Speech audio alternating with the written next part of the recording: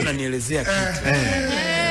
Anasema kitu kikubwa mwanamke au msichana anatakiwa awe nacho ni kuwa na macho ya rohoni. Macho ya rohoni. Mwanamke lazima awe nacho. Sasa hayo macho ya rohoni ni yapi? Ni ule uwezo wa mtoto wa kike kumwangalia mwanaume ambaye hana kitu, hajafanikiwa, lakini akajua huyu atafanikiwa, niambatane naye. Yaani anasema wanawake wengi kinachowasumbua hawana macho ya rohoni. Sasa wanahangaika na sisi mabosi. Sisi mabosi tunaona tu wa kawaida, watakuja saa hotelini, tamchukua, lakini anatakiwa atafute mtu yani ambaye amemuona kwa macho ya rohoni, kwamba leo huyu mtu hana kitu, lakini anavyoamka asubuhi anataka kazi, anaenda kushinda sokoni, kuna sehemu atafika afu aambatane naye. Kwa amezungumzia sana macho ya rohoni. Wasichana wengi hawana macho ya rohoni.